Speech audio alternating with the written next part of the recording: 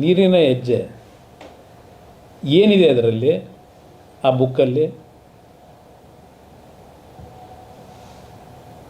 ಕಾವೇರಿ ಬಗ್ಗೆ ಕೃಷ್ಣ ಬಗ್ಗೆನೂ ಬರೆದವ್ರೆ ಪಾಪ, ಹೇಳ್ತಾರೆ 2 ಬಾರಿ ನಾನು ನೀರಾವರಿ ಸಚಿವನಾಗಕ್ಕೆ ಕಾರಣ ನಾನು ಹುಟ್ಟಿದ್ದಕ್ಕೆ ಏನಾದರೂ ಮಾಡಿ ರಾಜ್ಯದ ನೀರಾವರಿ ಸಮಸ್ಯೆಗಳನ್ನ ಬಗೆಹರಿಸಬೇಕು ಅಂತ ಹೇಳಿ, ಒಂದು ಕ್ರಾಂತಿ ಮಾಡಬೇಕು ಅಂತೇಳಿ ನೀರಾವರಿ ಮಂತ್ರಿ ಆದೆ ಅಂತ ಅದಲ್ಲಿ ಬುಕ್ಕಲ್ಲಿ ಹೇಳ್ಕೊತಾರೆ.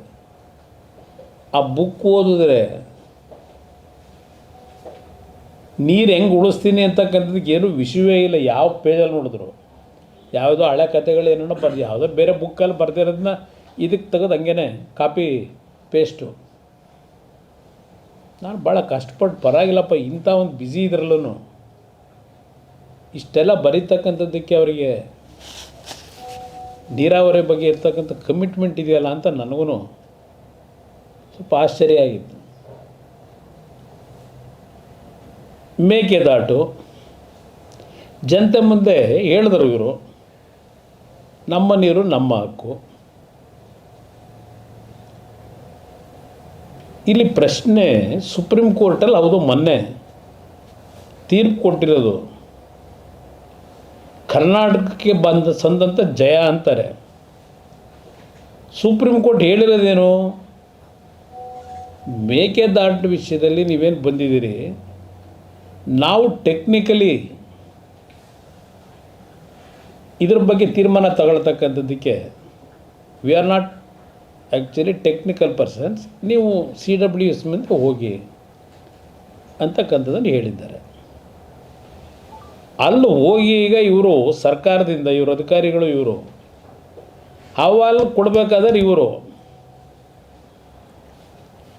ತಮಿಳ್ನಾಡರು ಸುಮ್ಮನೆ ಕೂತಿರ್ತಾರೆ, ಅವರು ಕೊಡ್ತಾರೆ. ತಮಿಳ್ನಾಡರು ಇವ್ರ ಪಾರ್ಟ್ನರೇ ತಾನೆ, ಕೂತ್ಕೊಂಡು ಮಾತಾಡಬೇಕಲ್ಲ ಹೋಗಿ. ಇಲ್ಲಪ್ಪ ನಿಮಗೂ ನೀರು ಕೊಡ್ತೀವಿ, ನಾವು ನೀರು ತಗೋತೀವಿ, ಒಪ್ಪುಗಳೇ ಅಂತೇಳಿ.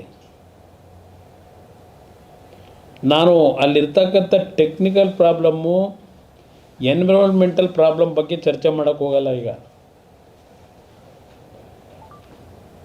ಅಷ್ಟು ಸುಲಭ ಇಲ್ಲ. ಅಲ್ಲಿ 12,000 ಎಕರೆ ಅರಣ್ಯ ಪ್ರದೇಶ, ಅದು ಎಷ್ಟು ಸಾವಿರ ಲಕ್ಷ ಪ್ರಾಣಿಗಳಿದಾವೋ ಗೊತ್ತಿಲ್ಲ. ಕೇಂದ್ರ ಸರ್ಕಾರದ ಅಡಿಯಲ್ಲಿ ಇರ್ತಕ್ಕಂಥ ಈ ಪ್ರಾಧಿಕಾರಗಳು ಬರೀ ಕೇಂದ್ರ ಸರ್ಕಾರದ ಪವರ್ ಇಲ್ಲ. ಅಲ್ಲಿ ಪ್ರಜಾಪ್ರಭುತ್ವದ ಈ ಒಂದು ಒಕ್ಕೂಟದ ವ್ಯವಸ್ಥೆಯಲ್ಲಿ ಎಲ್ಲ ರಾಜ್ಯಕ್ಕೂ ಸಂಪಾಲೆ ಕೊಟ್ಕೊಂಡಿದ್ದಾರೆ. ಇವ್ರು ಹೇಳ್ತಾರಲ್ಲ ಮಹದೇವಪ್ಪನವ್ರ ಸಂವಿಧಾನ, ಅದರ ಪ್ರಕಾರ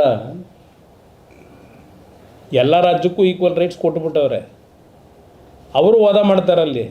ನಾವಿಲ್ಲಿ ಹೇಳಿದ ತಕ್ಷಣ ಕೇಂದ್ರ ಸರ್ಕಾರದ ಮುಂದೆ ಬಂದು ಇಷ್ಟು ಸಣ್ಣ ಕನಿಷ್ಠ ಇದು ಇಲ್ವಾ ಇವರಿಗೆ ಜ್ಞಾನ? ಎಷ್ಟು ವರ್ಷದಿಂದ ನಡೀತಾ ಇದೆ ಇದು ನೀರಿನ ಹಂಚಿಕೆ ವಿಷಯದಲ್ಲಿ? ಕಾಂಗ್ರೆಸ್ ಸರ್ಕಾರಗಳಿದ್ದಾಗ ಏನೇನು ಮಾಡಿದ್ರು? 50 ವರ್ಷ ಕೇಂದ್ರದಲ್ಲೂ ಕಾಂಗ್ರೆಸ್ ಸರ್ಕಾರವೇ, ಕರ್ನಾಟಕದಲ್ಲೂ ಕಾಂಗ್ರೆಸ್ ಸರ್ಕಾರವೇ.